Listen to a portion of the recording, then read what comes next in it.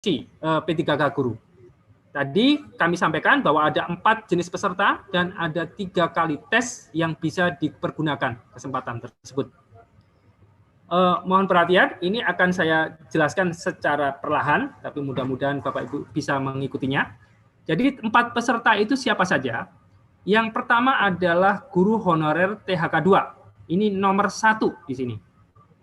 Kemudian guru honorer di sekolah negeri, ini adalah nomor 2. Sekali lagi, guru honorer di sekolah negeri adalah nomor 2. Kemudian ada guru di sekolah swasta, ini nomor 3.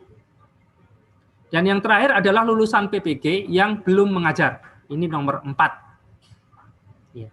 Keseluruhan peserta itu harus melakukan pendaftaran serentak pada saat pendaftaran dibuka nanti, pada akhir Mei ini. Pendaftaran serentak, seluruhnya harus mendaftar di sini. Dan verifikasi berkas, seperti kami sampaikan tadi, itu akan dilakukan oleh Kemendikbud, ya, by system. Kemudian, siapa yang boleh ikut tes pertama? Ini tidak seluruh peserta dari 1, 2, 3, 4 ini boleh ikut, Bapak-Ibu sekalian, mohon menjadi perhatian. Yang boleh ikut di tes pertama hanya peserta 1 dan 2, yakni honorer THK 2 dan guru honorer di sekolah negeri terlebih dahulu. Ya. Yang bersangkutan harus melamar di instansinya yang menjadi kewenangan. Artinya kalau yang bersangkutan guru PAUD, TK, SD, SMP, maka harus mendaftar di kabupaten kota yang sama. Sedangkan kalau guru SMA, SMK, dan SLB harus mendaftar di provinsi yang sama. Ya, jadi kewenangannya itu di mana? Dia harus mendaftar di situ, tidak boleh mendaftar di instansi di luar kewenangannya. Kemudian yang kedua, jika kemudian formasi yang sudah ditetapkan itu tersedia di sekolah itu dan serdik, sertifikat pendidik atau kualifikasi pendidikan yang bersangkutan itu sesuai, maka harus melamar di formasi tersebut. Jadi tidak keluar sekolah dulu. Dia harus melamar tetap di formasi yang sudah selama ini dia mengajar. Seperti itu. Dengan catatan serdiknya sesuai atau kualifikasi pendidikannya sudah sesuai.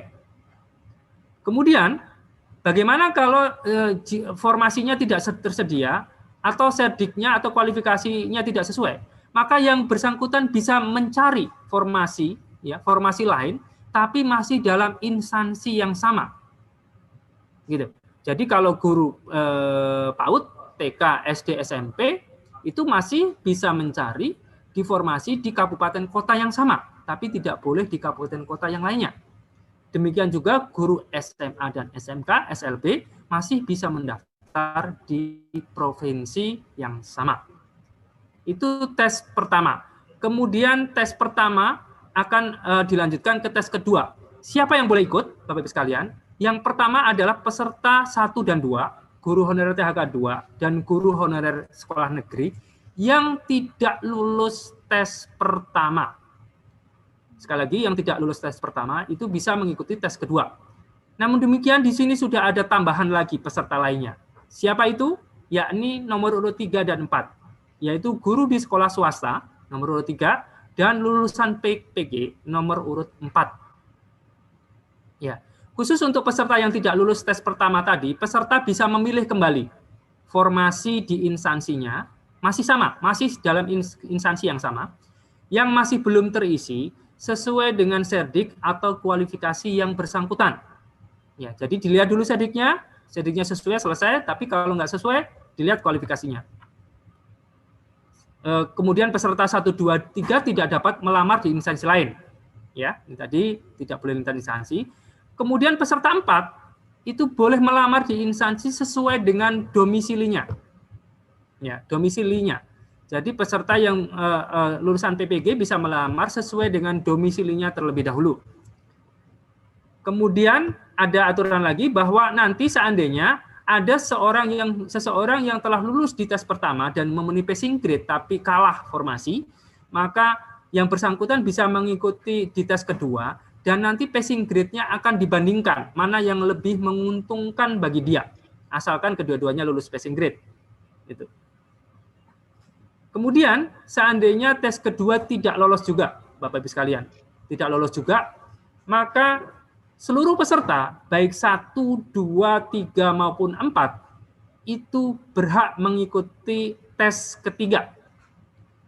Ya, otomatis peserta akan memilih kembali formasi yang masih belum terisi, ya, kemudian harus sesuai dengan sedik atau kualifikasi yang bersangkutan. Ya, dalam hal ini, seluruh peserta bisa melamar lintas instansi atau melamar ke instansi lainnya, Bapak-Ibu sekalian. Jadi sudah tidak kita batasin lagi di kabupaten kota yang sama atau provinsi yang sama, tapi bisa lintas seluruh Indonesia, nasional. Gitu. Kemudian sama dengan ketentuan sebelumnya, apabila lulus PG di tes pertama lulus PG, tes kedua lulus PG tapi kalah formasi, dan di tes ketiga dia mau ikut lagi, nilainya bisa dibandingkan mana yang menguntungkan bagi dia. Gitu. Kemudian harapannya ini sudah terisi semuanya, tapi kita juga mengakomodasi adanya pengisian formasi yang kosong, tapi itu dilakukan setelah tes ketiga. Jadi setelah tes ketiga nanti formasi yang masih belum terisi dapat dilakukan optimalisasi pengisian formasi kosong. Kemudian pengisian formasi kosong dilakukan berdasarkan ranking penilaian sekolah yang akan ditentukan oleh Kemendikbud. Jadi nanti daftar ranking penilaian sekolah akan dikeluarkan oleh Kemendikbud untuk menentukan mereka yang berhak untuk mengisi kekosongan formasi tersebut. Saya kira untuk alur tahapan seleksi demikian, Bapak-Ibu sekalian. Selanjutnya ada satu hal lagi yang penting yang perlu kami sampaikan di sini, yakni terkait dengan tambahan nilai atau afirmasi khusus untuk penilaian kompetensi teknis P3K guru. Bapak-Ibu sekalian, kami menyadari bahwa rank usia dan background peserta yang akan mengikuti tes P3K guru ini sangat beragam. Berbagai kepentingan, kemudian berbagai masukan, dan lain sebagainya. Mereka ada yang kemudian menyampaikan ke kami langsung, ada yang disampaikan melalui BKD, ada yang kemudian melalui DPR, dan sebagainya. Itu banyak sekali masukan-masukan, dan kami mencoba untuk mengakomodir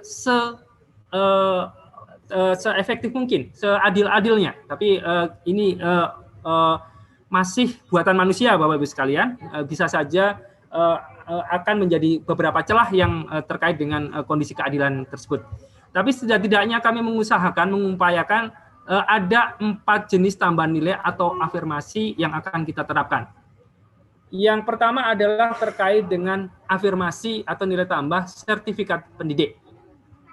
Sertifikat pendidik akan mendapatkan tambahan nilai untuk kompetensi teknis, ya.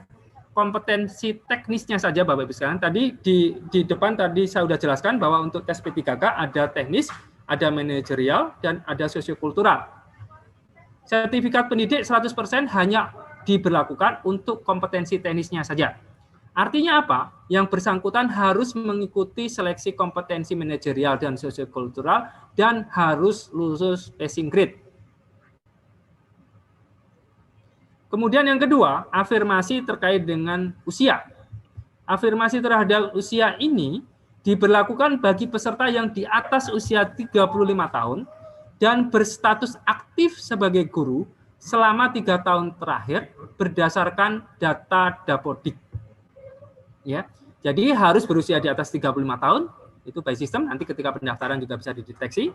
Kemudian status aktif sebagai guru selama 3 tahun juga akan dideteksi dari data Dapodik. Oleh karena itu, data Dapodik saat ini sudah nyambung, sudah connect dengan sistemnya BKN. Sehingga verifikasi dan lain sebagainya nanti bisa dilakukan secara otomatis. Kemudian yang ketiga, itu tadi akan mendapatkan 15 afirmasi, nilai tambahan 15% dari nilai maksimum kompetensi teknis. Kemudian yang ketiga adalah afirmasi disabilitas. Bapak-Ibu sekalian, tadi seperti kami sampaikan, bahwa untuk formasi P3K, kami tidak bisa mengalokasikan atau menetapkan di sekolah mana saja yang harus dilakukan formasi disabilitas.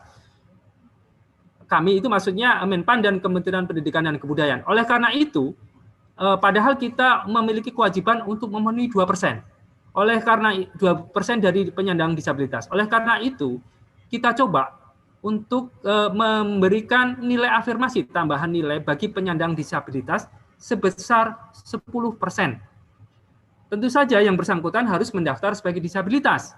dan kemudian juga harus melakukan verifikasi oleh Kemendikbud melalui video teknologi informasi dan seterusnya. Ini akan oleh Kemendikbud. Juga termasuk kriteria guru yang bisa melamar, itu juga akan disiapkan oleh Kemendikbud. Kemudian selanjutnya Bapak Ibu sekalian, ada satu lagi jenis tambahan nilai afirmasi, yakni guru honorer THK 2. Besarnya adalah 10% dari maksimum nilai kompetensi teknis. Syaratnya apa? Bahwa peserta harus terdaftar di database THK 2 BKN dan berstatus aktif sebagai guru selama 3 tahun terakhir. Itu juga berdasarkan data Dapodik. Ya. Jadi harus terdaftar di database BKN dan harus aktif 3 tahun terakhir berdasarkan data Dapodik. Itu baru kemudian guru honorer THK 2 bisa mendapatkan tambahan nilai sebesar 10%. Kemudian sebagai catatan bahwa tambahan nilai afirmasi tersebut akan dapat diterapkan secara akumulatif. Jadi misalnya seseorang yang telah berusia 35 tahun dan aktif 3 tahun akan mendapatkan 15%, dan kebetulan yang bersangkutan disabilitas akan mendapatkan 10%, dan kebetulan yang bersangkutan mendapatkan adalah tercatat sebagai guru THK 2 akan mendapatkan 10%. Sehingga totalnya adalah 35%.